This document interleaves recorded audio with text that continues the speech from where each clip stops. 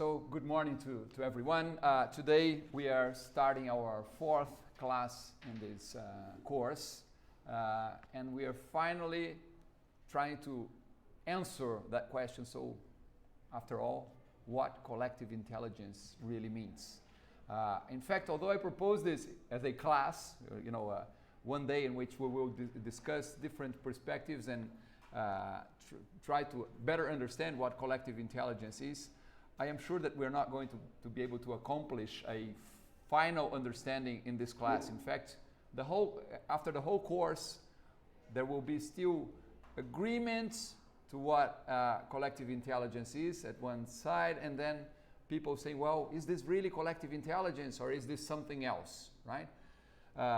The way collective intelligence has been defined by Pierre Levy in a more philosophical way, by Tom Malone at the MIT. Well, we have one of Tom Malone's papers to discuss today, and you'll see for Tom Malone, collective intelligence is just a group of people doing or discussing or thinking something in a way that seems intelligent.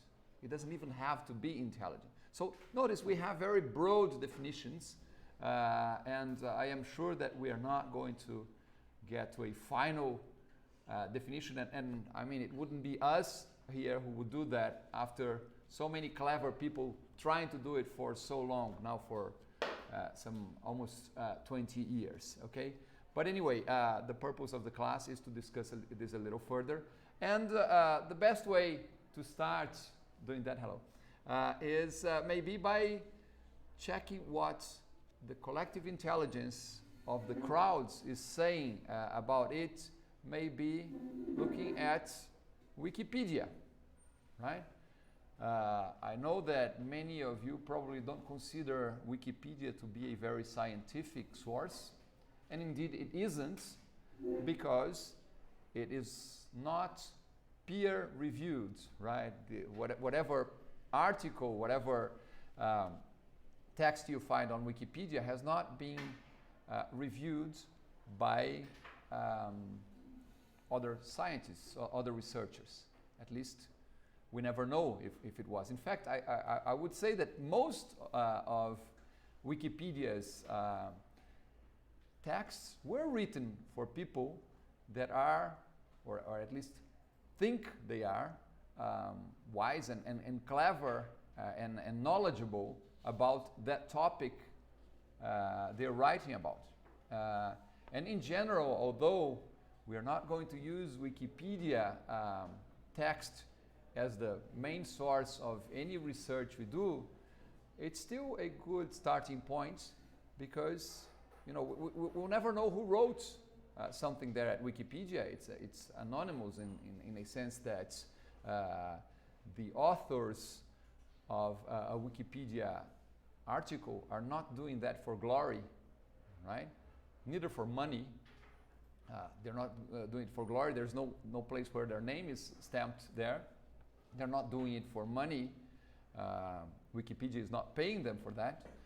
They are doing probably for love, in that broad way that we have already described love as a motivation tool for collective intelligence, just because they think that they can contribute to having an encyclopedia that is better than any other encyclopedia that has been around since the 1700s, when we had our first encyclopedias, right?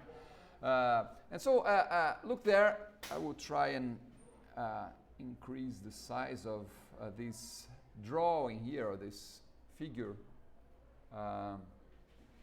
where we have collective intelligence. Let me see how it's a little. I wish, no, maybe I'll have to go like that. We have collective intelligence as a, let me just see if I can pull this to the side a bit. Okay, so that we see the whole thing there. We have collective intelligence as comprising different sorts of of intelligence, right? Cognition, cooperation, coordination, right?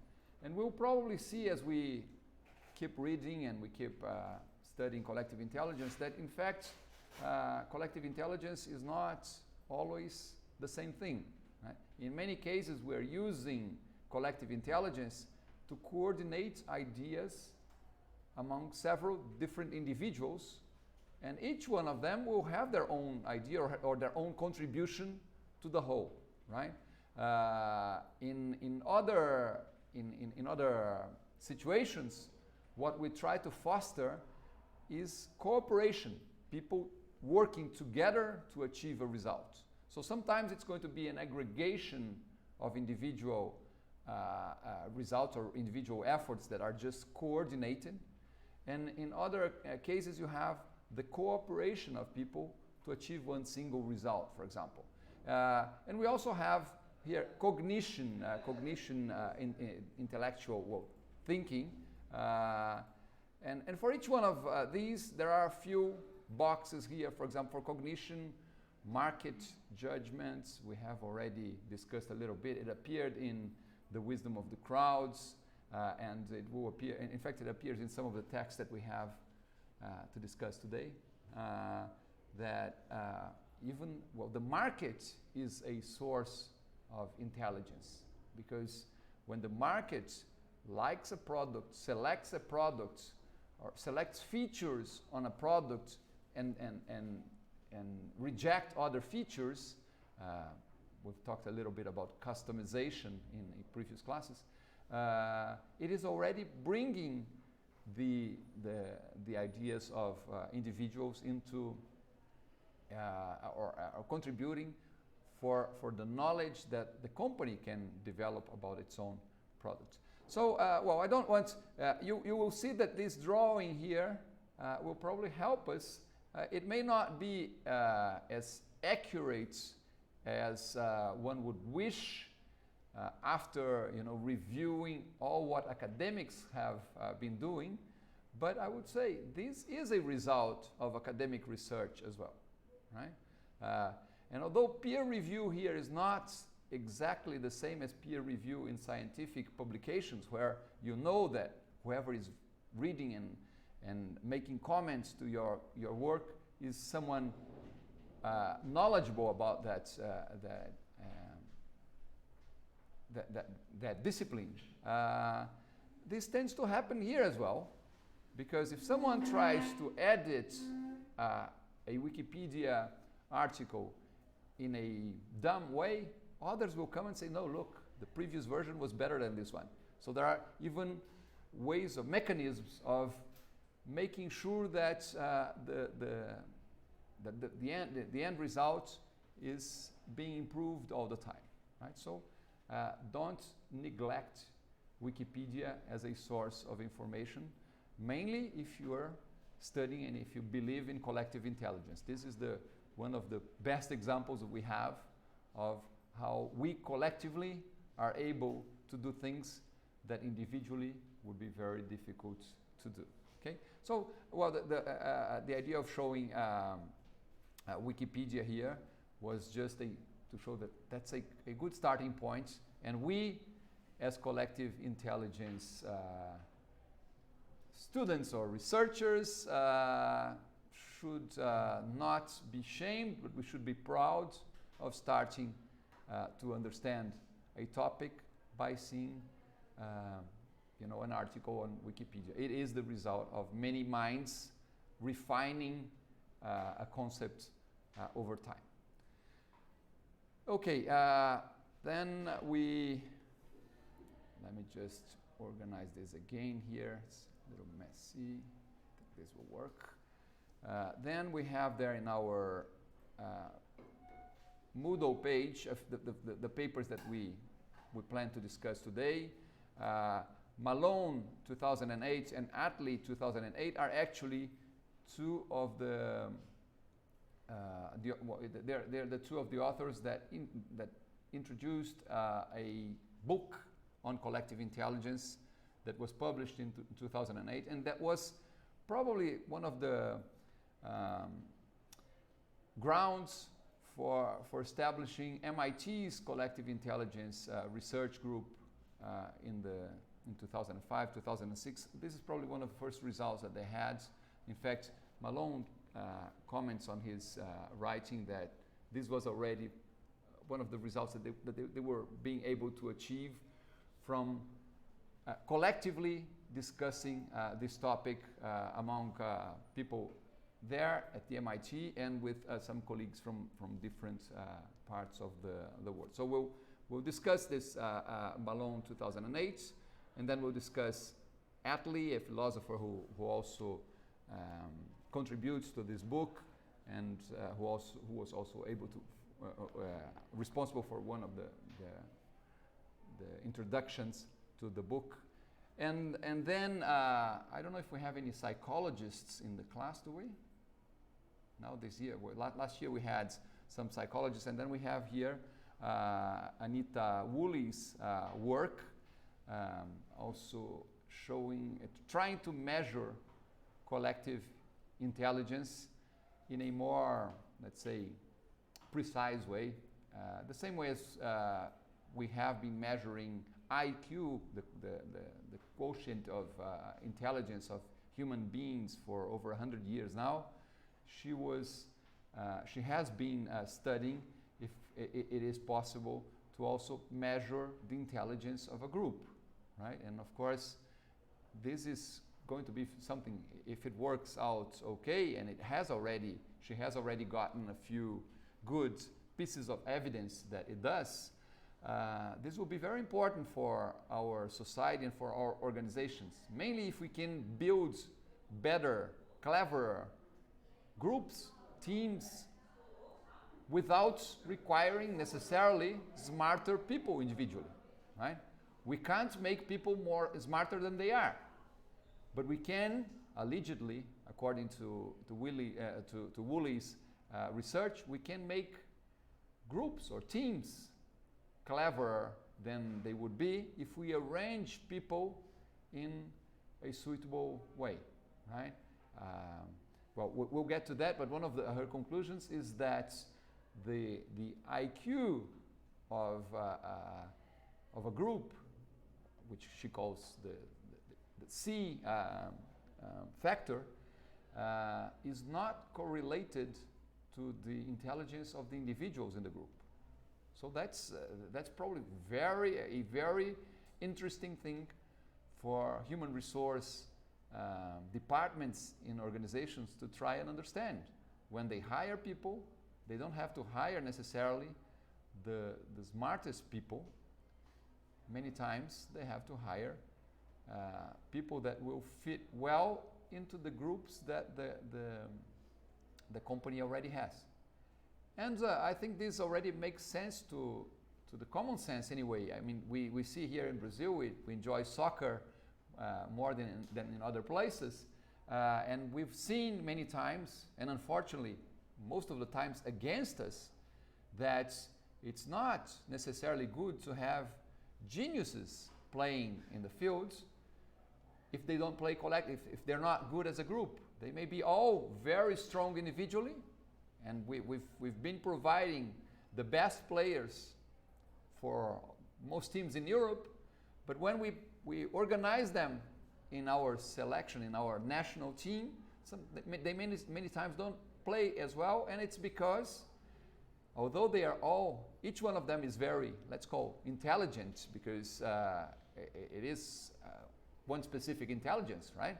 I would have to say that my feet are very dumb compared to even a player in second or third level soccer, right? So they are intelligent in what they're doing individually, but when you put them together, not necessarily. So maybe even our coaches should read Woolley's work and understand that many times it is better to have a balanced team where different players contribute with different skills than having a few geniuses that are great playing on their own, but do not necessarily do a good job when they're in a team of 11. right? But anyway, let's start with Malone's paper. What impressed you the most in this paper? I mean, it's not really a paper. It's definitely not an academic paper in the sense that it doesn't have results. He's introducing a book, right? So he's not. In this case, he's not showing results, and he doesn't have a specific methodology or anything. But let's call it a paper anyway. What caught your attention the most in this Malone's work?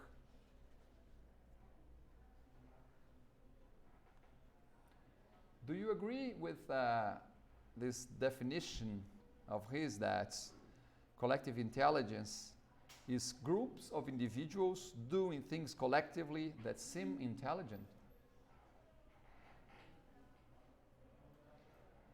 This is quoted a lot, right? If you'll see that Malone is there's many papers that you will read will mention this definition, right? But do you agree with it? Well, compared to the example later, families, companies, and countries do things that seem to be intelligence. Well, I agree. Let's think about our father or our mother. They try to educate us in the best way they can, but it's not obvious that all of what they are doing is intelligence at all. Or even that it will be have a successful result. It seems. Uh-huh. We don't know exactly if it is. And maybe it's even difficult for us to say if something is intelligent or not at the time it is done, right? Many very intelligent people are only understood hundreds of years later, right? Some of their contemporaries thought that they were crazy. So, in fact, I think at least it's a curious way. I think he was clever because by doing that, he makes us feel a little disturbed, uncomfortable, but we cite it. Like this, I believe that many academics do that. Sometimes they write a polemic definition because it will be cited. And in this case, nobody's going to disagree with it. I mean, when we see something working in a coordinated way, that coordination seems to be intelligence, or it seems to be there to try and accomplish a goal. And in many times it actually does, right? So I think we are okay with it. But I would say that it's probably a definition that is quoted much more because of its weirdness than necessarily because of the enlightening of whoever, now I understand what collective intelligence is. Okay. The basic idea of Malone here is actually, at least my understanding, is trying to build an agenda for collective intelligence research in the future, right? In fact, he's even concerned with the types of research papers that we could, or research work that we could do, and he proposes at least 4. I don't think that we would necessarily need to stick to those 4 kinds of work, but that they're definitely a good starting point. For example, he says we definitely need a lot of case studies. One of the reasons for us to need case studies about intelligence is that collective intelligence is faster in the field than observed by academia. We are not, collective intelligence is not a field that is theoretically developed and then applied in practice. It's quite the opposite. It's something that has been observed in practice, and we, as academians, are trying to understand. So we're sort of, we have that expression, racing behind her. In Portuguese, we would say o cachorro correndo atrás do rabo, né? The dog trying to what is it?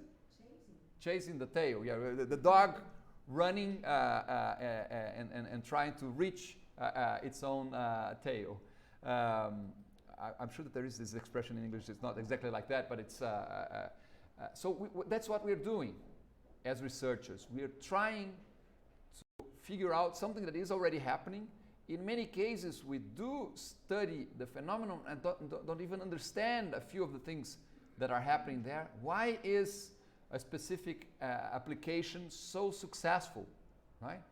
How we try to understand the motivation for people to participate in everything. In many cases, we're able to sort of frame things and organize ideas. In other cases, we are still not able to do that, but it's still happening there, and we have to keep studying in order to better understand it. So case studies is a way of doing that, and in fact, you see that most of the MIT's work started that way. They started, it's not explained in this introduction to the book here, but the first thing that they mapped there in 2005 or so was all different companies, organizations, all different situations in which humans organize them collectively in what seemed to be a smart or intelligent way. And that's what we have already discussed that to some detail when we were thinking of the genes of the collective intelligence, right? The first paper that you read here, right? What they did was precisely that. They went to the fields and tried to see what were the examples of this very broad definition of collective intelligence that were around, and so that they could examine those cases and try to see in which ways they compared well or had similarities among themselves, and where were they different to others and why. So case studies is a good starting point for that.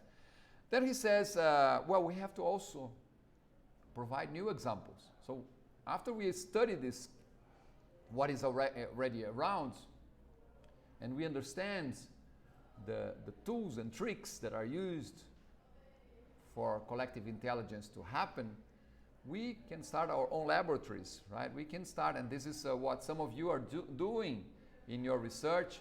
You are trying to apply collective intelligence reasoning to problems that nobody has tried to yet, right? So new examples is also something that Thomas Malone considers to be important here, and considers to be ways in which we can further develop the field of collective intelligence. Systematic experiments. Of course, most of the organizations that are or have been using collective intelligence are not scientific organizations, so they're not doing that in a systematic way, right? When an entrepreneur develops an application that involves collective intelligence, most of the times he or she will not be concerned of doing systematic testing and checking to make sure that it's working. They do that as a thumb rule. You know, they have a feeling that that's the right thing to do, and that's what they do. And if things keep going in a way that is successful, they do more. If it goes in a way that they don't reach their results, they try to shift what they're doing, but they don't do that in a systematic way usually, right? And I would say that some of mainly the companies that use collective intelligence on the web, they have already found that it's very important to be systematic in what they do. So whenever Facebook or Google experiments with anything, they do it in a very systematic way, right? These days. So they hire scientists that know the good, precise scientific methods to make sure that whatever they try, they're trying in a way that when they get the results, they're able to compare those results that they got with results that they would get in a different situation. In fact, it's very easy to do that on the web, because I can present a web page with some specific details to half of you and present it in a different way to the other half of the group and check how people reacted and statistically deciding what is the best approach for the future. So there is a lot of experimentation happening there, and there is systematic experiments happening, mainly in those organizations that are really let's say how could we call them, the leaders in the markets. They're not doing that just by their feeling. Yeah. As a formal theme, Uh-huh. and how long those collective intelligence has been studied? Well, with this, let's say, with these brands having been called collective intelligence, I would say from the late 90s or so, right? But remember that collective intelligence has been around forever, and in the 90s and 80s we already talked about knowledge management. And knowledge management, you're not thinking about managing the knowledge of just one person, you were thinking about the knowledge of an organization or of a group. So that was already there with different names. And even much before that, I think we as humans, not in a very systematic way, but we experiment with collective intelligence since we realized that being social was a better way of living than being on our own, right? That was not a formal way of doing it, but even cavemen, when they lived in groups, they were practicing collective intelligence, and with the, let's say, with the methods that they had at the time, they were testing what were the best organizational structures that they could have to allow them for an easier survival in a very, let's say, dangerous environment. Okay, so we have been studying collective intelligence forever, in a more systematic way, maybe and with this name, with this tag, collective intelligence, not for very long, right? Maybe for some 15 to 20 years, maybe now. Okay?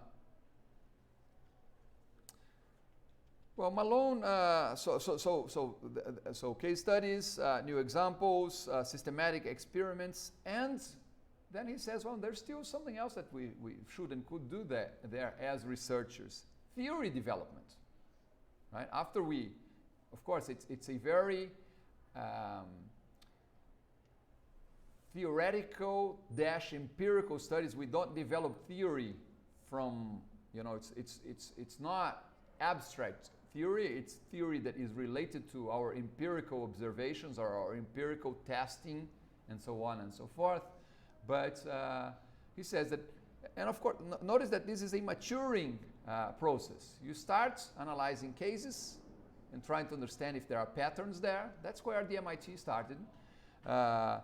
Then you exercise with new examples. You try to use those the knowledge that you develop from observing those cases in new situations. You do that by means of systematic experiments, so that you have a better, stronger evidence that the findings you have are actually what is happening. What you're observing is actually what is happening, and then you can develop theory. So this is the agenda for that Malone proposes here.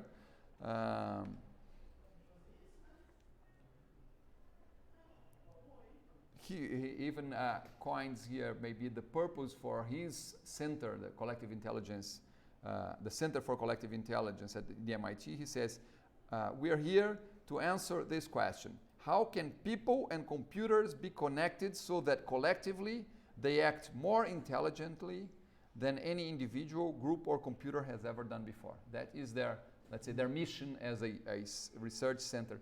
And notice that when he mentions that, he adds another characteristic for the studies of collective intelligence that was not present in the previous in the definitions he gives us at the beginning of the paper, because now he's thinking of collective intelligence as always involving humans.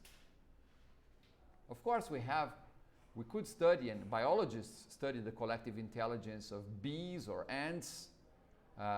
Computer scientists study artificial intelligence, and they also, it's also possible that we call that collective intelligence, but well, those guys at the MIT, and this is the kind of research that we're trying to do here at UTFPR in our collective intelligence research group as well, we are always considering humans as a central part of collective intelligence. Humans, and of course, human decisions, human actions, even if, and we realize that collective intelligence only gets really powerful if, when it is supported by our new technological means, right? The information and communication technology of the late 20th and early 21st centuries are able to, well, allow that collective intelligence appears in a much stronger way than it ever could in the past, right? So we're trying to do here exactly the same as what Malone was trying to do there. Unfortunately, we're 10 years later, 15 years later maybe, but we're still trying to catch up, right? Think of ways in which humans can organize in intelligent ways, supported by the technologies that we have today. And we, in fact, as a group, we hope to keep going that way, although in many cases, and I would say computer scientists are trying to say, we will not depend on necessarily on humans any longer to develop intelligence, right? As we have one of our feet in social sciences, where we still want to stick to the humans, not only because we wish humans can be kept in control, but also because we want to still have some reason to be here, right? Otherwise, we could just say, okay, the robots that we created are here, let's kill ourselves, and or maybe let's move to different planets, hide from them, and just check if they build their own religions or whatever to try and explain how they came up to be what they are in the future, right? As if we were eventually the robots of some other creatures that were around before. Okay. What else is there to be said about this Malone introduction to the book? Is there anything else that impressed you there, or that you would like to stress? Or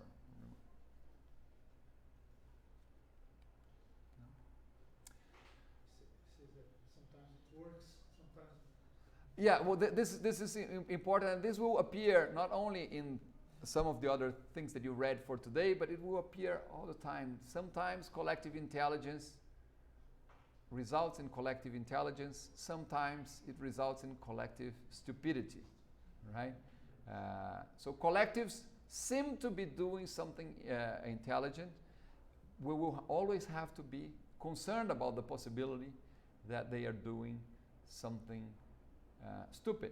And it's easy to do stupid things collectively because it's, and mainly, there are many reasons that can lead to stupidity there, but one of them is, we have a leader that is strong enough to make us all believe that what he thinks or she thinks is better than what we think, and we follow.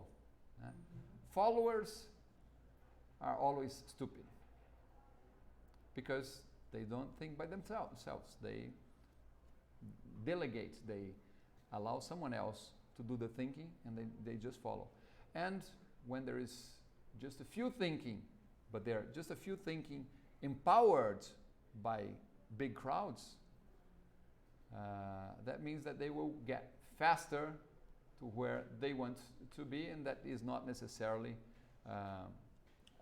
a good place for all. In fact, what we've already seen when we were discussing the wisdom of the crowds, that the important, and it will appear again in some of the texts for today, that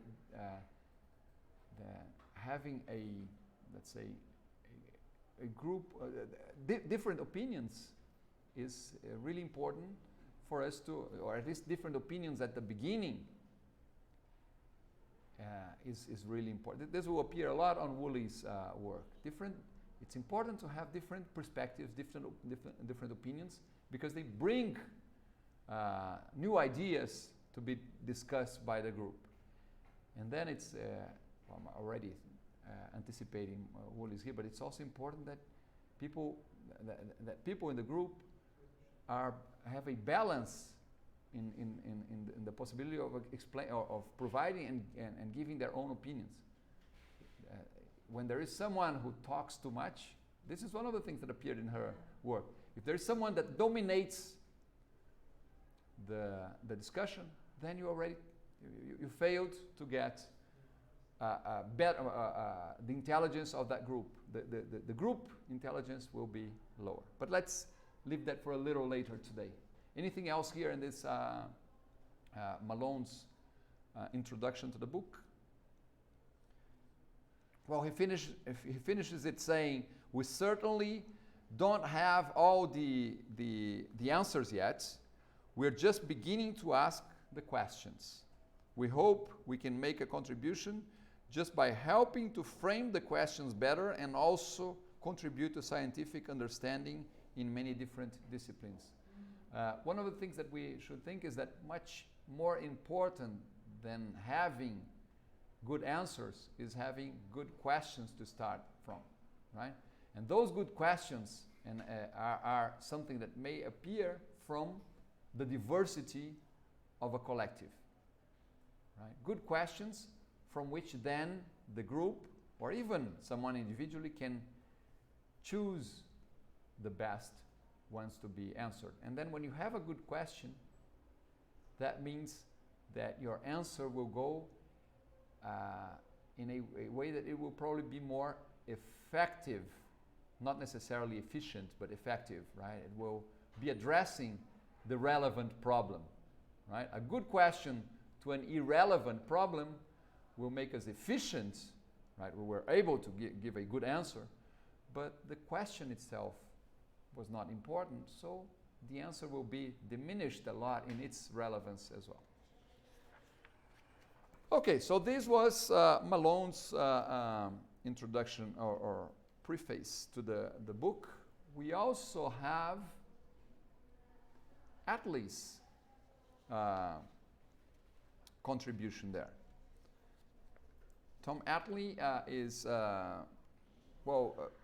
Malone, Attlee, and Pierre Levy were probably some of the first ones to Malone in a more practical way, leading a research group in a business school, and these other authors more in a more philosophical way.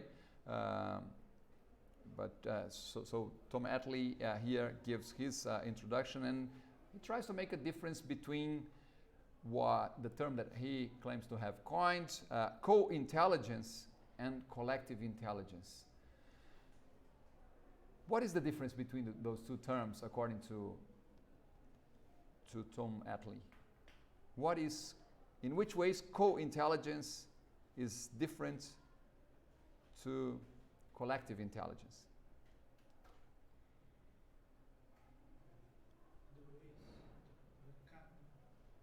The ways that collective intelligence, different ways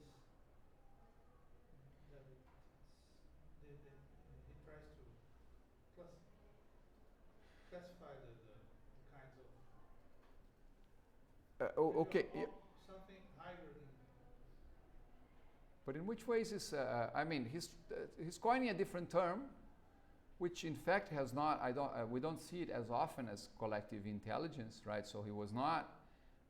It seems not to have been so successful in making us follow his approach of trying to separate these things. But what did he try to mean by co-intelligence?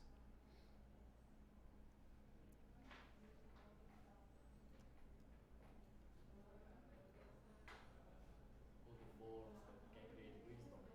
Pardon? The forms of intelligence that can create the wisdom.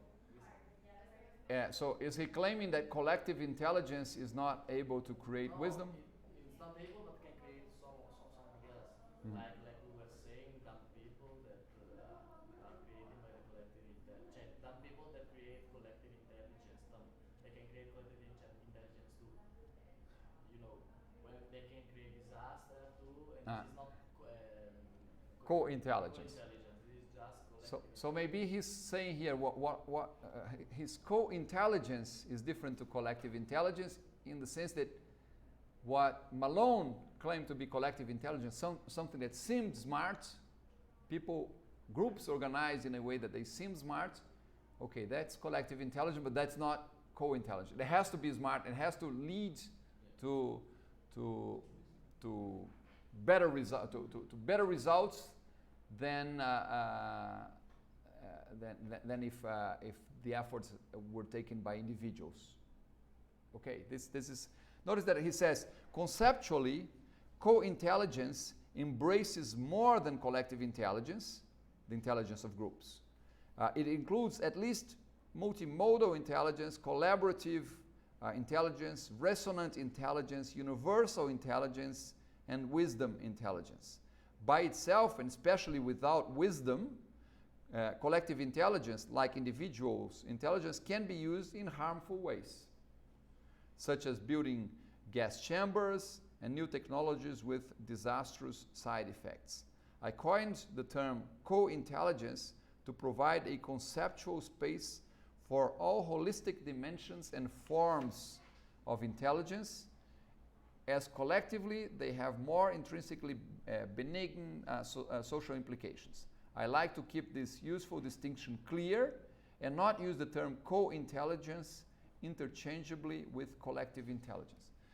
One of the things that I found, and maybe this is the reason why co-intelligence is not used so often, is that we can understand what he's trying to say, but it's difficult for us to, when we look at a phenomenon that could be co-intelligence, it's difficult to know if it's co-intelligence or just collective intelligence in the sense that it may be just a group of people doing something stupid, right? It's difficult to figure out if it's smart or stupid.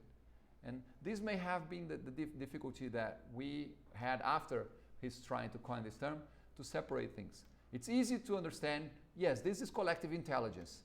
I see that there is some cooperation, coordination, cognitive organization of different individuals in a way to try and achieve a result. But is this result going to lead us to something better? That's almost impossible to do, because we understand most of our decisions are made thinking more of the short run than the long run, right? We say, oh, this is good for me now, but will it be good in 100 years or 1,000 years? Were cars a good development for mankind? Well, I don't know. In fact, I have my own opinion, being a biker, not a car rider, most of the time. But I have to agree that there are some sometimes that I need a car, and I would not be able to. But was it a good development for mankind, for our society, and for the way that we even organize our cities to develop the car and rely on it? Is it smart that we live 15 or 20 kilometers away from the places where we work or study? If we had not gone this way, we would have organized ourselves in a different way. Was it wise to exchange glass for plastic, or soap for detergent? I mean, we're polluting this planet in a way that is not very. I mean, again, an alien looking at us would say, "What are these guys doing?" It's almost like spitting on the floor of your own house. You know, I mean, it's weird that people don't spit in the floor on the floor of their own house, and then they spit on the streets, right? So it's already an alien would look at that and say, "Come on, why do they think that their houses? Don't they live outside of that?" But anyway, so I think that the main reason why we did not go on discussing co-intelligence as often as we could is that it's difficult for us to figure out if it's actually co-intelligence. Co-intelligence may be something that we should always aim. This co-intelligence, the way that Adley is proposing here. We should wish to build collective intelligence systems that allowed us to go in a way that would lead to something, to a result that is also intelligent and not to a process that seems intelligent. Okay? It's relevant, always relevant. Yeah, it is. Something is good to me, not And of course, yeah, but notice that when there's something that is good to you and not good to me, and that's why we're talking about collective intelligence, the collective result should take into account your interests, my interests, and find a solution that is a compromise. But when in a war, for example, Mhm. if Yes. I discuss with my enemy, Yeah. Trump, Exactly. But let's say a war may be the results, or may be or may take advantage of collective intelligence. It would never take advantage of co-intelligence as defined by Adley here. So philosophically, you know, we should aim at co-intelligence. His Right. approach, Uh. his approach is almost esoteric. It is, and you know, you'll see that. When I started reading the paper, Yeah, exactly. something is happening here. Yeah, he's a little exoteric. Yeah. I went to Wikipedia and I saw that he was born in 1947, so Uh-huh. he was a teenager in the mid-70s. Uh-huh. Woodstock. Exactly. Yeah. And we never know what he was smoking when he was writing, right? But anyway, no. I do think that there is. His approach here is not as scientific, and is not as, let's say, pragmatic. Definitely not as pragmatic as Tom Malone's approach. But but there is something important for us here, right? And maybe we should stick to that, thinking, is there ways in which I can put triggers or ways of stopping my collective intelligence approaches from diverting from the good to stupidity, from intelligence to stupidity? If I can do that, I am going in the direction, right? I always say that we as a society, and mainly because I've probably already said this here, we focus a lot on our means, on the ways of doing things, on our processes, and we care too little about our ends, our goals. Mainly because our goals are not very, we don't know why we're here, right? And I don't want to be mystical or too philosophical or anything, but it's difficult for us to know exactly what our purpose is. But so it's much easier for us to do things right, to be efficient, even if what we're doing is not necessarily leading us to the right place, because we don't know what the right place is, right? So we concern a lot about our tools, and we concern little about our goals or our ends. I would say that Adley here seems to be trying to be a little more concerned about the goals, and Malone, as most of us are, The goals as a group, not the goals as a notice that he's talking a lot about the possible use of collective or co-intelligence for democracy, for us to live in a world that we would be more proud of, right? We're not proud. No human is proud of living in a world of war, but it seems that we always do that, right? After some time, we decide to have a war again, and we find pragmatic reasons for war to happen. Right?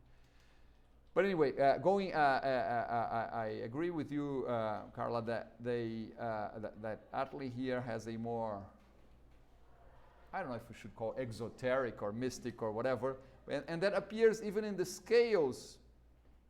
Well, not as much in the scales of collective intelligence he mentions, although, yeah, more like in the reflections on the forms of collective intelligence that come at the end. But here, but it's interesting that he already talks about different levels in which collective intelligence happens. And I don't know if you ever thought of your neurons being individuals and you being a collective. But that's the first level of collective intelligence that he's mentioning here, right? He says, there is this individual collective intelligence. You have your, the good Alexandre and the bad Alexandre fighting each other, and the Alexandre that wishes to do something and the Alexandre that wishes to do something different. We have several us inside ourselves, and at least philosophically, this is interesting. This is an interesting division for us to think that the collective starts inside our own minds, right? Then there's the interpersonal. He calls the interpersonal or relational collective intelligence. It's a second level in which we are already interacting with other individuals, but more like in a dialogue, right? Peer-to-peer. Peer-to-peer, and it would be a second level because it's still not. It doesn't spread very far, right? Group collective intelligence, a team, not just two people, but a few people. Activity collective intelligence, so maybe a group that is focused on solving a specific problem, right? Here there is a difference in level. Individual, interpersonal, group, it seems that we are just increasing the number of participants somehow. When we talk about activity or organizational collective intelligence, they're at different levels. Notice that activity is focused on something that needs to be solved. We may have other collective intelligence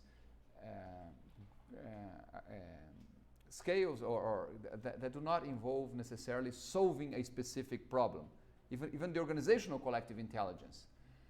In an organization, the organization has goals, but we are there and we are involved in projects. Projects have activities. Projects also have goals at a lower level, but they also have goals. But sometimes we are in task forces to solve a specific problem. And of course, each of these collective efforts will develop differently because of its purposes, because of its history, because of its environment, and so on and so forth. Network collective intelligence, neighborhood collective intelligence, community collective intelligence, city collective intelligence, county, shire collective intelligence, state, province collective intelligence, regional, national, international group, network, organization, collective intelligence, global humanity, collective intelligence. In fact, we've already seen here authors saying that, for example, Google is our global mind. Google is us in a way that each one of us is a neuron, right? In a global mind. Facebook, to some extent, seems to be the mind of those who are 14-year-old and older. It seems that the younger only use, what's that other one for pictures? Instagram. But anyway, so we should, at one stage, we should think of collective intelligence as our neurons striking or playing or fighting each other for the decisions that they will have to take together.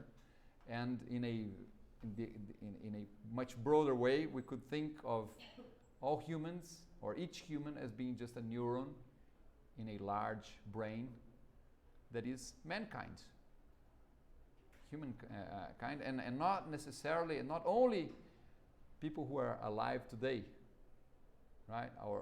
We are neurons in a larger brain that, again, a Martian could see as only one single organism in this planet that involves each one of us as a neuron, each one of us who are alive, and each one of any other human that has been around in the past, because they also affected and keep affecting the ways this brain works. Right? Well, the brain of mankind today is still affected a lot by the ideas of Aristotle or Newton, but the same way it is affected by some which may have been less visible, less evident participation in that of a humble person in Greece at the time of Aristotle, or in England at the time of Newton.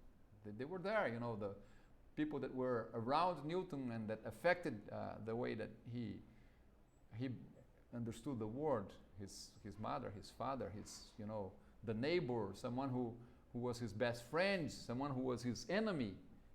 All of them somehow affected him and therefore affected us, or affected us directly, although not in a way that has been perceived by history. Right? History only tells the story of the winners, but the winners have their stories reflect also the stories of the losers, or the ones that seem to have been forgotten but are already there. So think of that, our collective, this global humanity, collective intelligence, think of that as being the result of, not just what we are thinking now, but what our parents and grandparents have thought before and have coded into, I think it will appear even here at Atlas into the infrastructure afterwards, and structure that is part of the way we think also.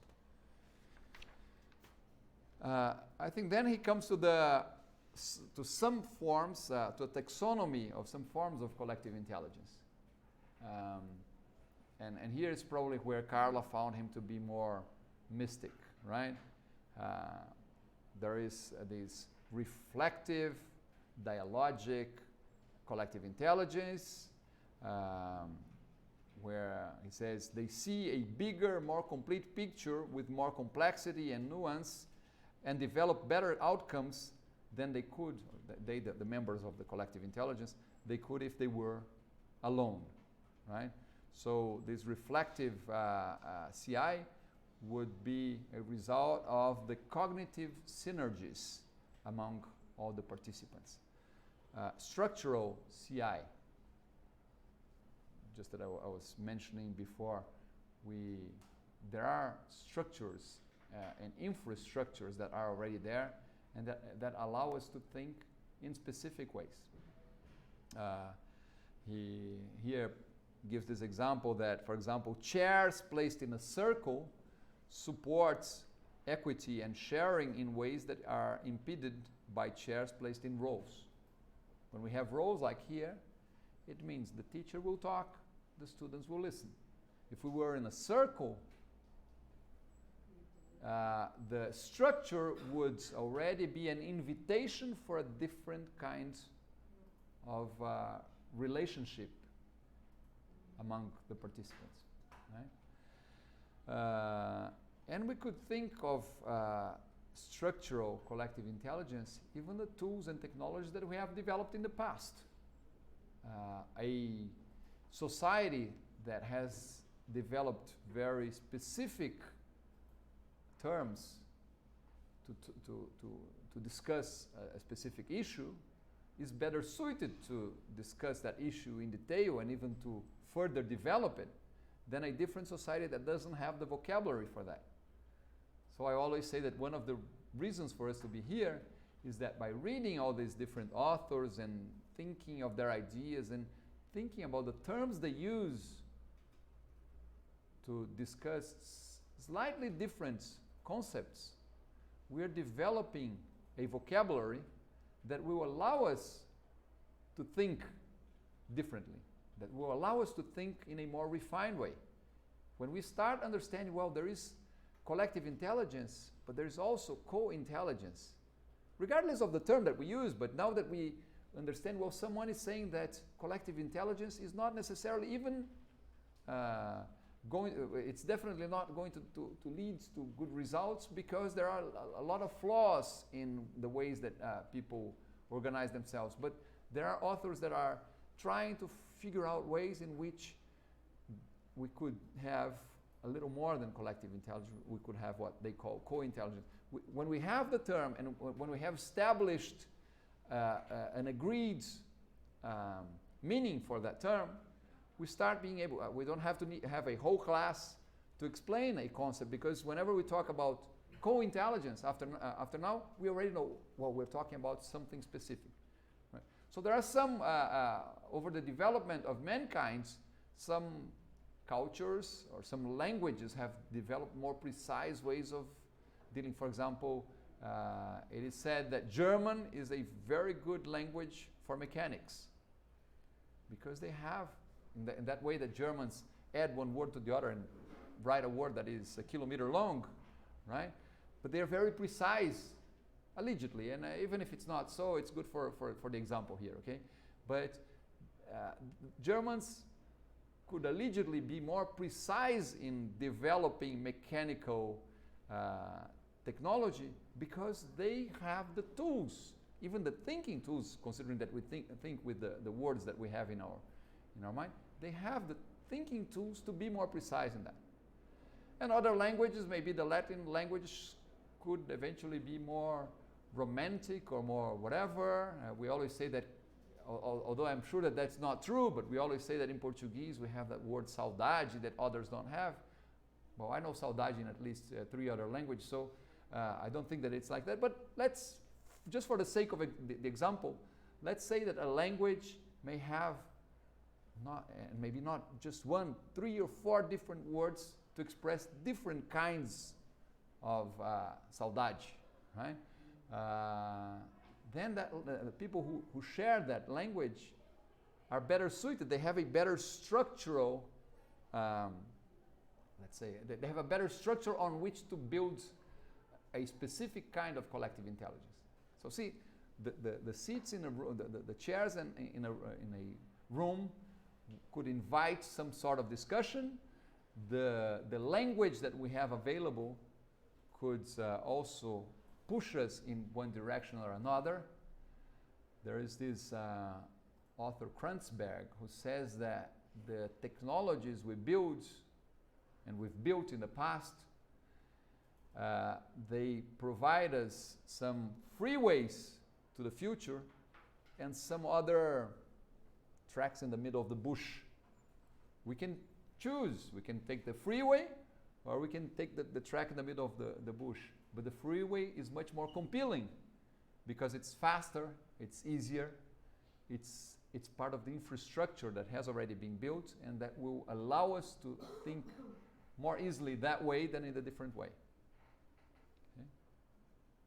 Evolutionary learning-based collective intelligence, patterns of relationship that have worked over long periods, that have been tested and that have been accepted as working, will work in the future again.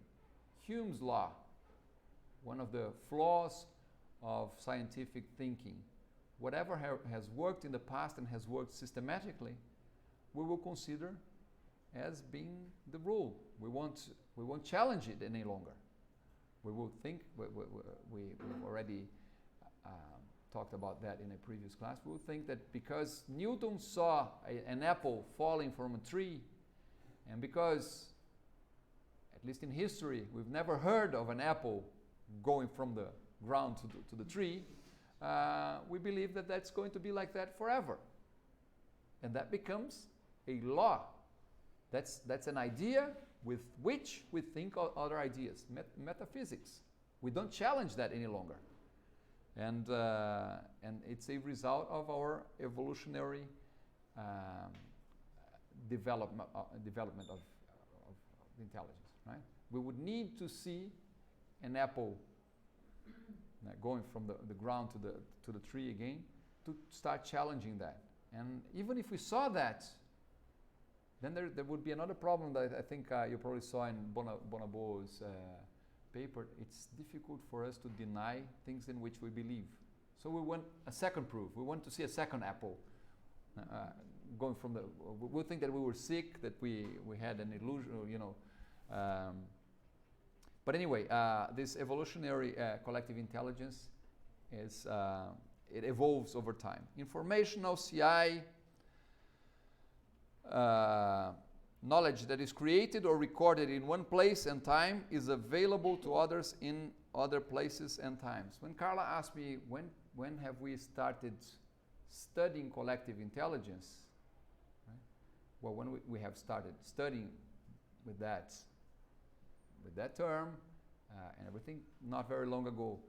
But books have always been a very strong means of collective intelligence. In fact, books have been the first technology that humans developed that, well, not the first, but it's a technology that definitely allowed our structural collective intelligence to work in a much stronger way. Because now we don't need Aristotle or Newton to be here with us for us to know about their ideas. We can read what they wrote, because writing as a technology made us not require the co-presence for collective intelligence to happen. The ideas that were on Newton's brains can be in our brain for, 400 years later, 300 and something years later, because the book was able to release those ideas from a requirement of being expressed face to face, as it happened with oral technology, right? Oral technology had the possibility of reproducing itself.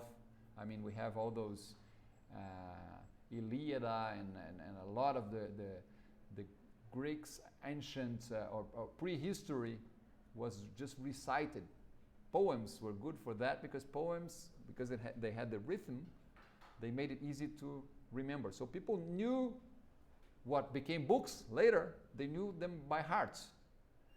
But notice that it's a more fragile way of allowing your collective intelligence to advance than books. And then, of course, books are more fragile as a collective intelligence infrastructure than our electronic means of today. Not more fragile in the sense that I think this is very fragile, right? Our electronic means are very fragile these days. I think that books, it's possible that if any disaster happens on Earth, it's possible that that some books survive, but it's very difficult that any of our new technologies survive. So when I'm saying books are more fragile, they're not as strong as a way of providing or allowing collective intelligence to spread. I usually refer to Google as the great oracle. Maybe someone could refer to the Bible or to Machiavel's Prince as a previous Bible, let's say. But definitely Google is much larger than any of those previous efforts of including the collective intelligence in. Well, the Bible is definitely a collective intelligence. There's many writers, and Machiavel's book is also a collective intelligence because Machiavel himself was a result of a lot of other people that he observed, or okay. So we definitely the informational collective intelligences today are much stronger than they were in the past because of the technologies that the infrastructure collective intelligence that we developed. Notice that these terms, they are taxonomy, but some of them depend on each other or are emphasized by each other, and so on. And then here comes the noetic, spiritual or consciousness-based collective intelligence. This is where you thought the Woodstock man came to life. Huh? Edgar Mitchell, the astronaut who started Yeah. Well, I can't talk much about this. I'm too pragmatic for this. But anyway, I understand the points, right? And even flow CI. This is psychologists studies this flow thing a lot, and I'm probably not the most suitable person to talk about either. Although it's still a little easier for me to recognize and acknowledge it than the noetic CI. A collective can think, feel, respond, and act as one entity. If we were in a flow, it means that we would all think as one, right? It's a little mystical too, right? Basic forms of flow or flocking behavior is the behavior of birds or fish that all fly or swim in the same direction. It seems intelligent, right? So it fits Malone's definition of collective intelligence. It doesn't fit our definition of collective intelligence that focuses on humans. But he says here, when a flow or flocking behavior, basic forms of flow or flocking behavior are achieved by individuals following simple rules about their relationships to those around them, setting aside independence in realms covered by the rules. This is very good for computer scientists to work on. There's a lot of collective intelligence to be built on very basic algorithms that allow, for example, for robots to build a pile of, to build a pyramid.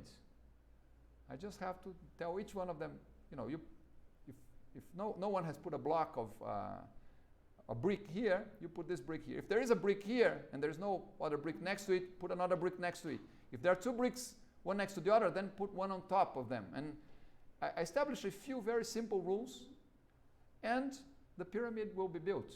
In fact, you'll see that there are a few experiments that go that way on the web. If you look on YouTube, you'll find that experiment repeated by several computer scientist science students around the world, building a pyramid of domino pieces by just a very simple set of intelligent rules that would probably resemble what happens with ants or bees building their hives, or they don't have an idea of the whole thing. They just have very simple rules of what to do next. And if you go there and you dismantle the thing, they will start over, because they will get there. Oh, there is nothing here. Okay,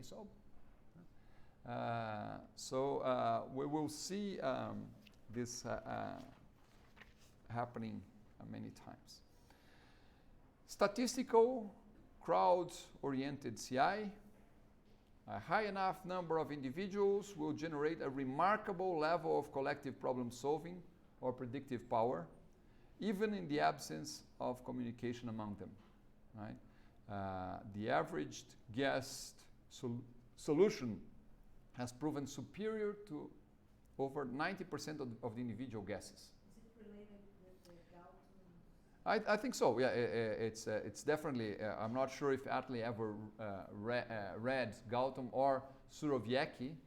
You know that these guys are acquainted with Surowiecki's work because it's mentioned by Malone, right? I think Malone mentioned Surowiecki's. He criticized it, actually. but not really. I didn't have the impression that he was criticizing Surowiecki's work. He was saying that, even he says, well, Surowiecki knew what he was talking about. The problem is that many people that read it don't understand it.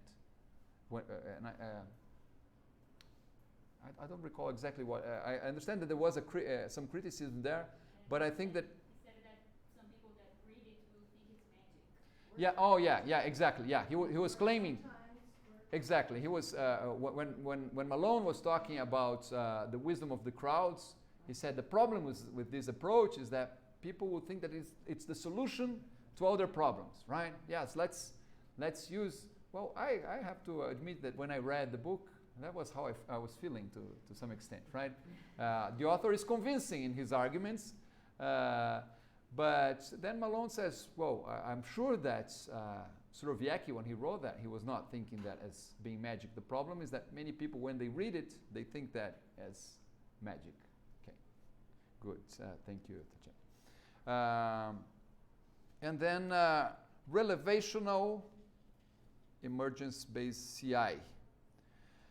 This may be the most vividly displayed by one person saying something and another person mishearing it in a way that provides them with some answer or insight. Okay, so what kind of intelligence is that? I say something, you understand something else from what I said, but that brings us to a more intelligent situation.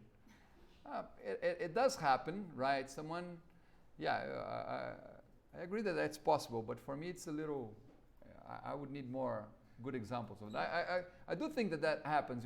Someone says something, you understand it differently, and then the person says, no, that was not what I wanted to say. No, but don't say it, because whatever you said gave me some new ideas.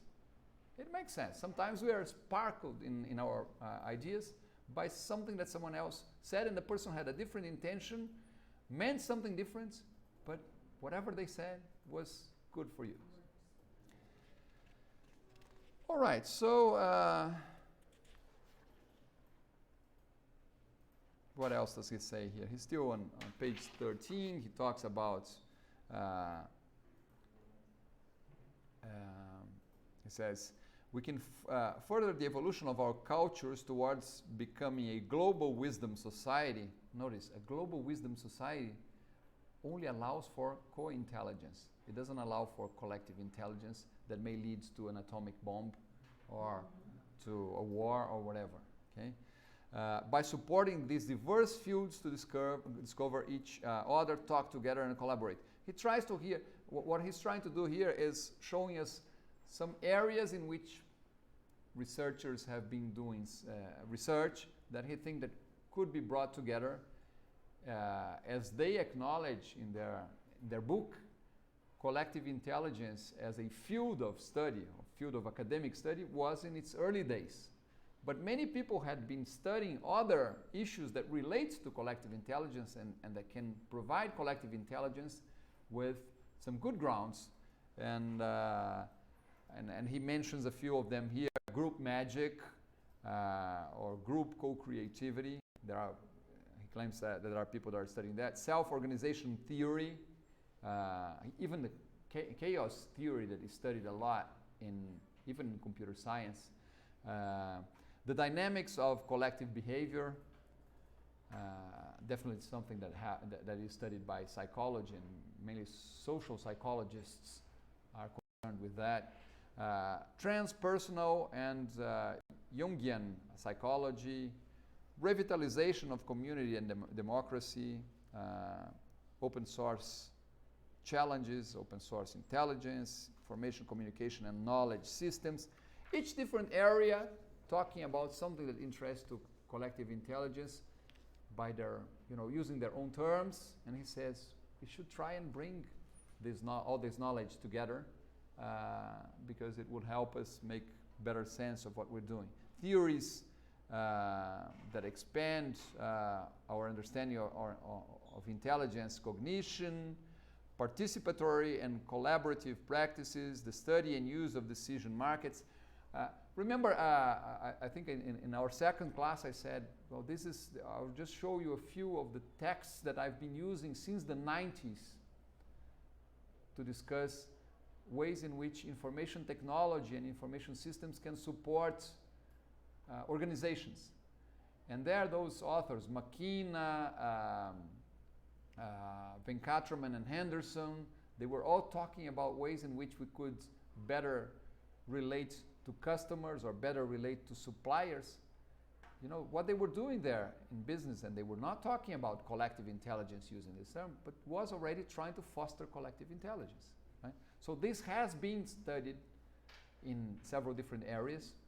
One of the challenges is to bring discussions that have been developed by all these different disciplines together, see where they match and support each other, see where there is conflict among them, and check how to solve these paradoxes or conflicts. I think I had already said the study and use of decision markets. Some of you are interested in that, right?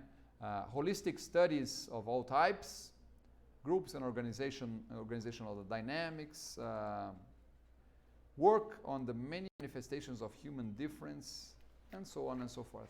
So again, it's an introduction to a book, the same way as Malone was trying to provide us with an agenda for research. I think there is a little agenda here, right, when he says a lot of people have already been studying this, each one using their own terms, each one using the ideas of their own disciplines. One thing that we have to do is try to make sense of this Babel's Tower, right? Different groups that were not talking to one another, and checking in which ways we can develop better intelligence from where they, as different groups, got to. Okay, so this was Atlas. Any other comments, any other ideas of Atlas besides? I hope he never has an opportunity of watching this video. He will not like very much the fact that we're talking about him, or maybe he does, right? Saying that he'll probably say, yes, they got the message. Okay, and then we have Woolley's paper. Woolley is very pragmatic. Well, she's at the MIT, right? Those guys at the MIT, they are very focused on solving. They're very efficient, right? Again, I'm not saying that they're always effective, but they're very efficient, and I think this is a very efficient. She has a few papers in which she discusses the same topic. Of course, Science is a journal that publishes only very short notices. Science is a broad scientific journal that publishes research from all different topics in science, right? This is not the most complete work by Woolley.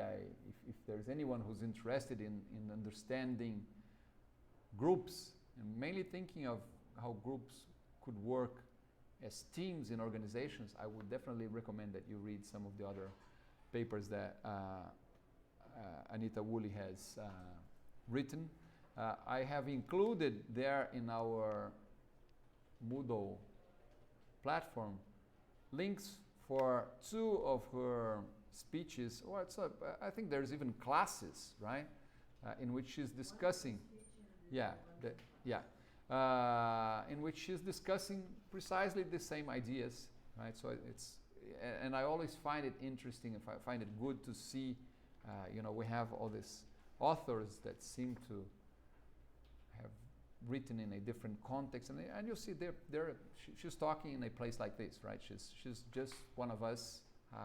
She's someone who's done research the same way as you're doing, so maybe you're the next one who'll be doing appearing here, and someone else will have your image somewhere in the world saying, oh, look, the work that they did there in Brazil.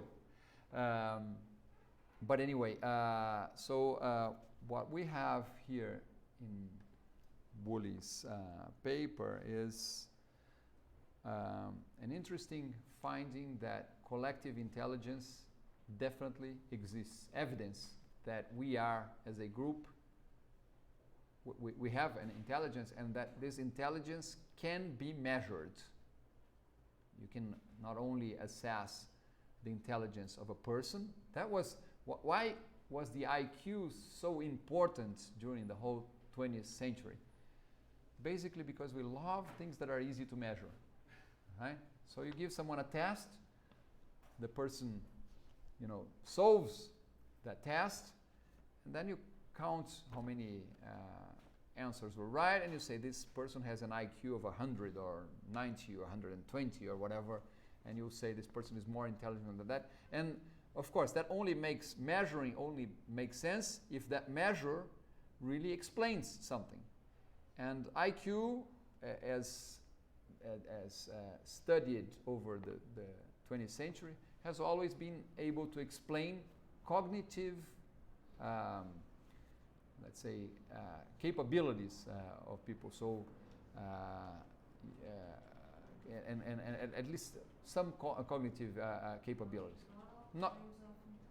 Not all kinds of intelligence. Neymar would probably not do very well. I don't know. Maybe he would on an IQ test, but because he's taking a test that involves some sorts of cognition, right?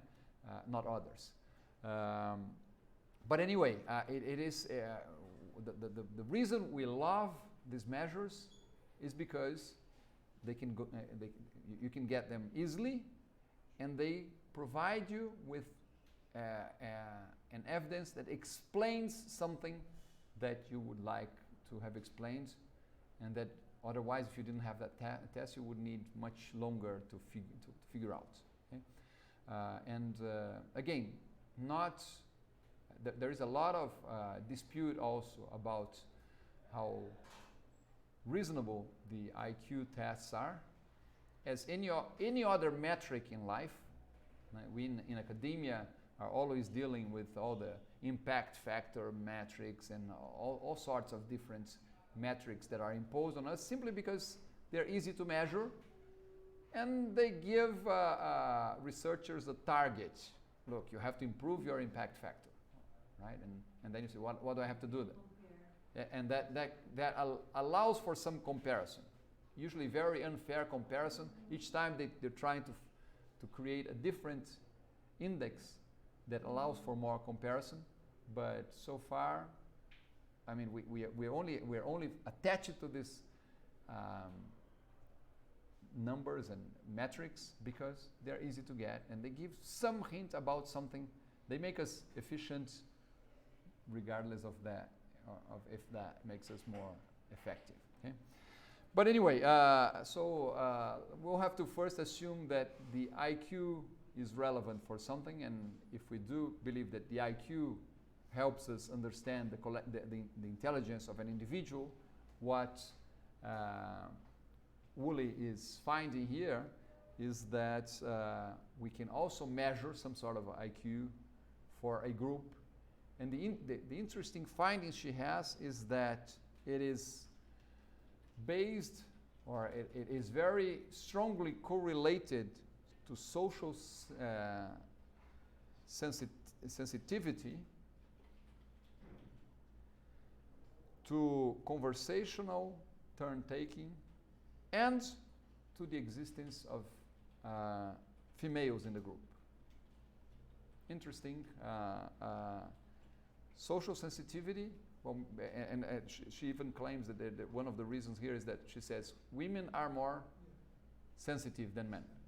So the gender thing here could be just, but the fact is that if she takes gender out, she loses explanatory power. So there is something else still, in addition to the fact that females are more socially sensitive than a male. But anyway, it is interesting. Notice social sensitivity, based on a few concerns that appeared in other papers. Why is social sensitivity important in a group? because it possibly allows for respect for the other person's opinions. Right, this is the first thing. It may also be correlated to the turn-taking thing. Right? Because, well, the macho approach would be, I'm the only one to talk, and you all listen, and if someone talks, I will be able to, will try and beat you with my arguments. I think in some point of one of the videos, she says that when there is only one woman, the results are different because, you know, Yeah. So notice how it's a complex thing, and of course, it's what is interesting about her work is that it shows interesting points to be considered. She's not still, this is not definitive because there are lots of other variables involved. And she considers that when there is only one woman in a large group of men, she will be silenced by the lack of, possibly by the lack of social sensitivity of men, right? Not exactly the same, but there is a, in one of the videos, she also said that when there is a group of Americans, and there is, for example, a person from Arabian person, let's say, then that group would also not be so collectively. Let's say the Anglo-Saxons in general, we have to be very careful with stereotypes, but the Anglo-Saxons and the idea of the corporation that was so important for the let's say the Western world over the 20th century, let's say are groups in which you had someone who was powerful and who would lead the way, right? The Anglo-Saxons have this idea of imposing, again, being very stereotypic. I'm not sure if we should consider, but at the same time, it is something that needs to be studied. There are cultures, let's say the Japanese are a much more collective society than most Western societies.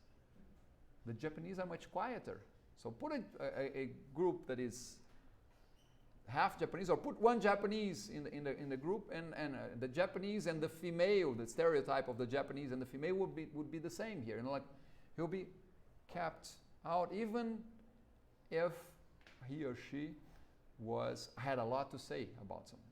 So this is one of the challenges that we'll always have in collective intelligence, giving voice to people and making people understand that their idea shouldn't prevail, right? So we for collective intelligence to work, we can't have the macho, you know, I am the lion, the king, the leader here, and you know, expel whoever does not agree with me.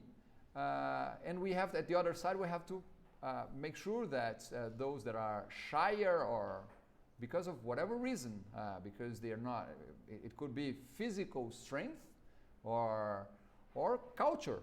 I mean, so in the past, and we should never consider, I think this is always a very difficult thing to discuss, because there's a lot of reasons why we got to where we got, and we now usually try to blame and say, look, that, as I'm doing it, the macho way of doing it. But the macho way of doing it is as it would appear in Bonabo, was the way of allowing survival when there's not time for democracy. You know, look, I'm the strongest here, I'll lead the way, you know, and that made us survive for very long. So for individual decision making, and when individual decision making was the way to go, there was a different way of thinking that was better. No social sensitivity, right? Sorry, you'll do it the way I'm telling, and no concern about, it's not that no concern about the others, but it's a different sort of concern. It's what I know is the good way of doing it, right? So it's interesting that her paper shows us how we culturally and technically, with all the possibilities that we have for collective intelligence today, we're not better, we're not very well suited to develop collective intelligence if we do not get aware of the fact that our groups are not going to be more intelligent groups than a strong individual trying to yell at the others and say that he or she is right. Okay? She also talks about the bad apple. About the bad apple. Yeah, and we always know, well, teachers are accustomed to that in classes where sometimes you have one student.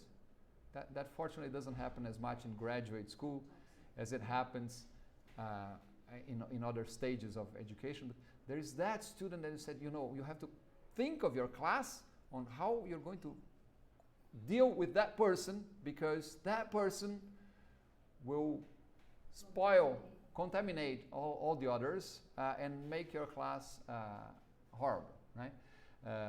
So that happens also. So it's interesting. She's showing us, she doesn't have all the answers, but she's providing us some evidence that makes it very interesting for us to think of ways that in the future we could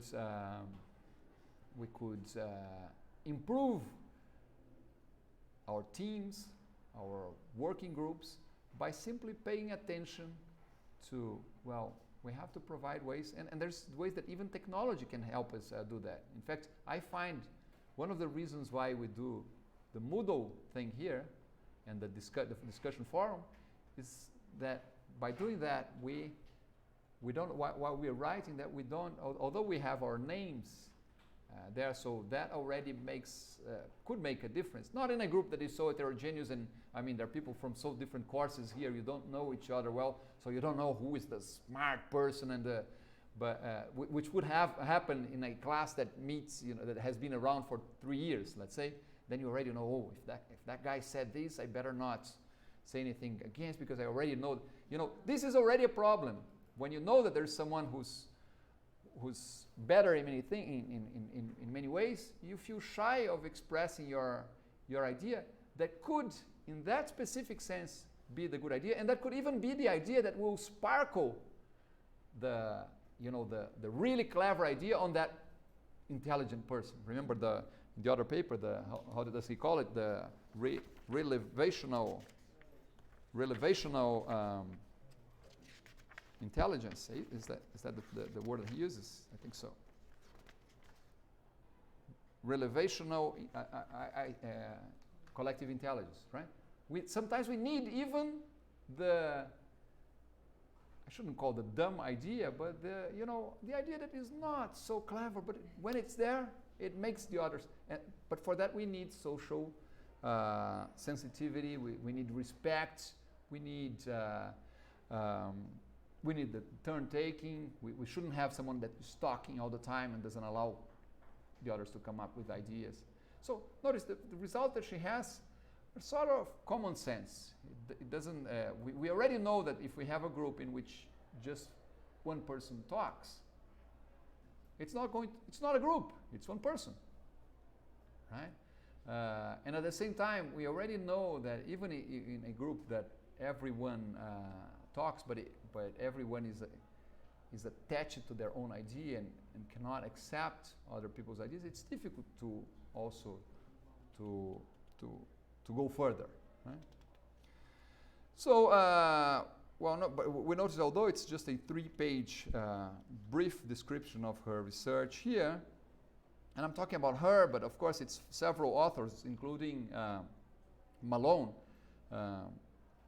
But Anita Woolley is the first author, and she's the one that is actually concerned with this idea of the collective intelligence factor in the group. There's plenty of other works of her in that sense. So she says the objective of the paper was to test the hypothesis that groups, like individuals, do have characteristic levels of intelligence which can be measured and used to predict the group's performance on a wide variety of tasks, right? So that was her objective. Of course, she needs a definition of group intelligence. We always have to precisely define what we are trying to to study, né?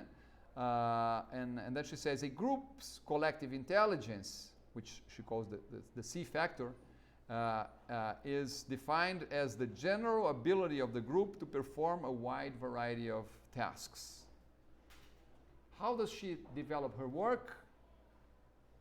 She says, well, she has a few questions there, and then she says, to answer these questions, we will randomly assign individuals to groups and ask them to perform a variety of different tasks. She had two different studies, in study 1 and study 2. She presents here all the details of how those studies were developed, and finally get to some statistics that provide us with significant statistical evidence of some of those factors explaining the collective intelligence, the ones that we just mentioned: social sensitivity, turn-taking, and the presence of females in the group. And that she has at the end what I considered a good research question that could be explored by someone even here in this room. Could a group's collective intelligence be increased by, for example, better electronic collaboration tools? We assume that yes, and what we are calling here better electronic collaboration tools may be tools that avoid someone from being the only one to talk, right? The system could even prevent the person to posting a second message before someone else had at least answered to that first intervention. For example, I don't know, but we could create tools that monitored and moderated the interaction among the several participants on a discussion. Also the fact that sometimes you are a bit shy and you are interacting with the machine instead of other. Exactly, but you could also provoke people to participate. A system, of course, that's what a moderator usually does. If a moderator notices that someone in a group that is discussing a topic is quieter than the others, the moderator could invite that person. What is your opinion? But we could, we not always have a moderator in a group or a team, but technology could take that task, and when noticed that someone is not taking part, provoking their participation. And we could measure then the results obtained by a group, you know, when you emphasize things that have already been discussed, for example, in literature and presented as important factors for a group to be more efficient in the tasks that it is trying to accomplish, and then compare the results with a different group that was not using those techniques. So notice this, there are a few things. In fact, there is one of our students here at the applied computing program that is actually trying to go this way. He's trying to measure,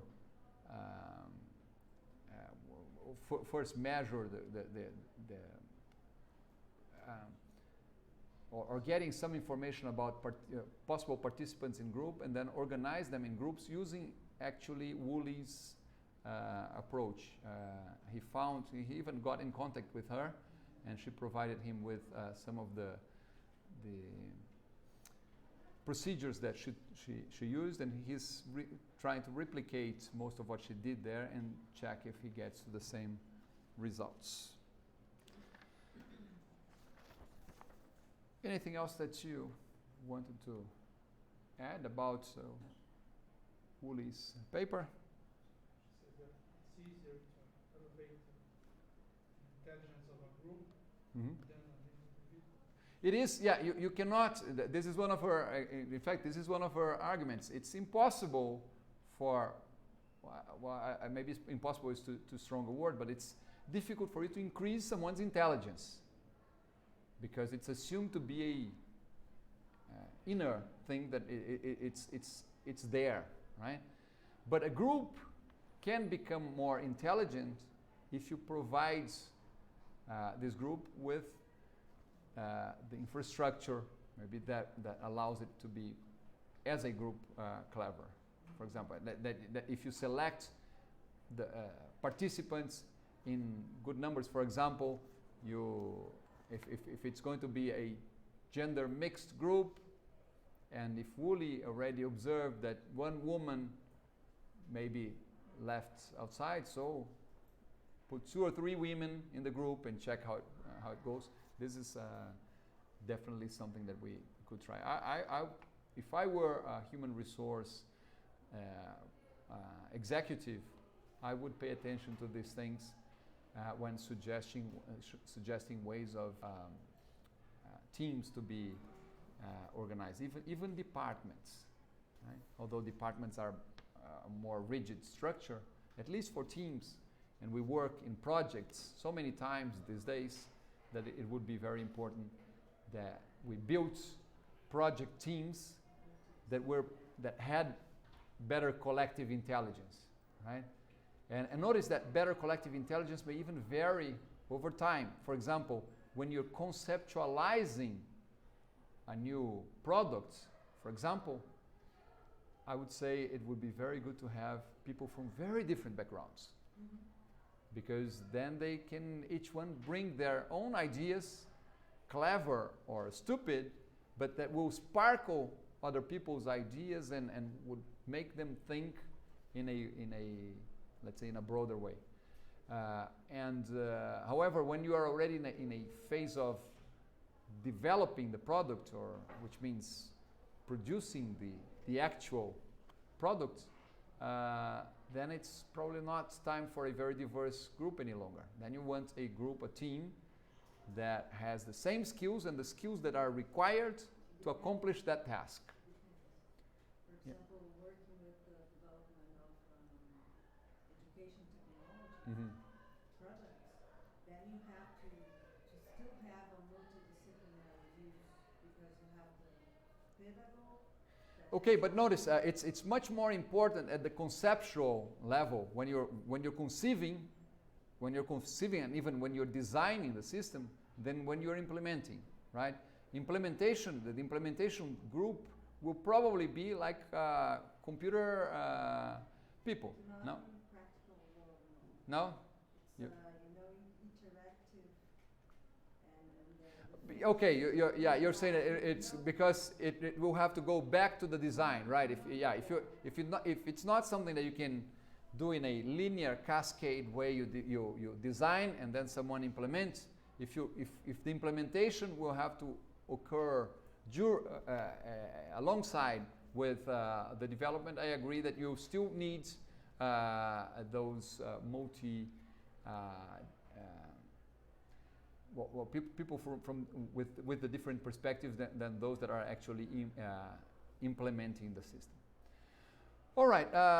Okay, we're a little past the time. Maybe we could have a break now and then come back for our Moodle activity, in which we'll try and discuss these ideas a little further. As you notice, and it will always happen in this class, and I have to excuse myself for this. Not just the structure here, the fact that we have your seats there and me here, but also this camera here, make this class to be much more like a lecture than I try to make my usual classes.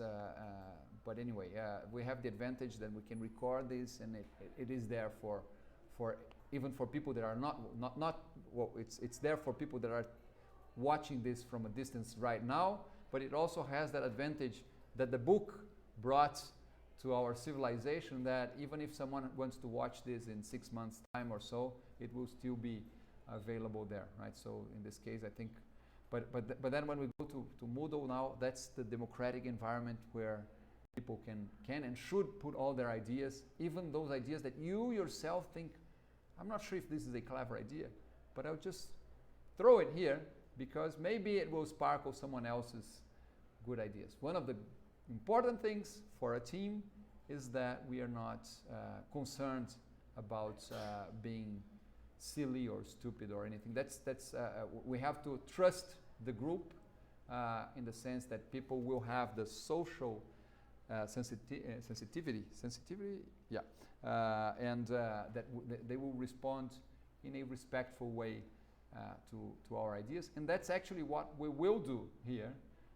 If we don't do that, we'll delete the answers. But I never had to delete any answers, except for sometimes that someone told me, well, I want my answer to be deleted because I have reframed it, and I think that I could state it in a different way.